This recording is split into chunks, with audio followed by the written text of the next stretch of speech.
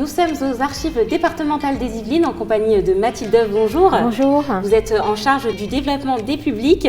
Alors, est-ce que vous pouvez nous expliquer un peu comment fonctionne ce nouveau jeu numérique qui s'appelle l'énigme Les 8 portes? Oui, alors l'énigme Les 8 portes, c'est une énigme en ligne, une enquête entièrement sur Internet qui est ouverte à tous et qui a démarré le 17 mars dernier et qui se terminera le 17 avril. Est-ce que vous pouvez nous montrer comment ça fonctionne? Avec plaisir. Allez-y, allez, c'est parti.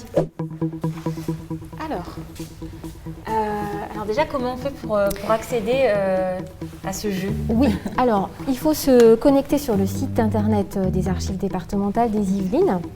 Et sur la page d'accueil, vous avez une information. Alors, elle apparaît voilà, en numéro 1. Et vous cliquez sur cette information et vous arrivez sur la page dédiée.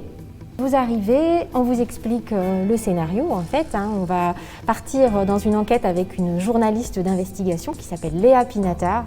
Et cette Léa Pinatar a reçu une lettre d'un certain Victor Georget. Et ce Victor Georget lui fait part d'un document extraordinaire qui parle de 8 portes temporelles qui se trouvent sur le territoire des Yvelines. Il aurait déjà retrouvé la trace de 4 de ces portes temporelles. Vous serez donc dans la peau de Léa et c'est à vous de prendre la suite de l'enquête. Une fois qu'on a pris connaissance du scénario, on peut commencer le jeu.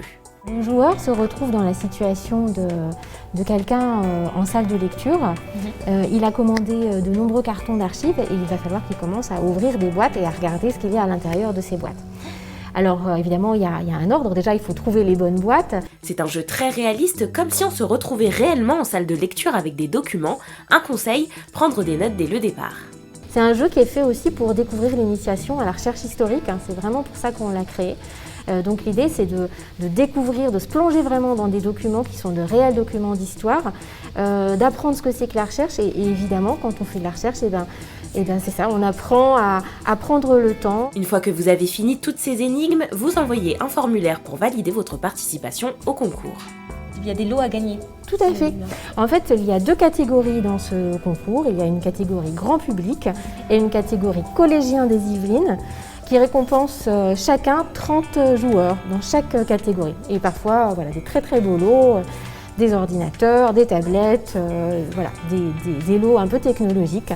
Donc, ça c'est pour les collégiens, mais aussi pour le grand public. Et le grand public, tout à fait. En tout, ce sont 60 gagnants. Soyez tout de même patients, il faut compter 3 heures pour faire l'intégralité du parcours. Bien, moi c'est bon, j'ai fini l'énigme, j'ai envoyé mon formulaire et puis maintenant c'est à vous de jouer.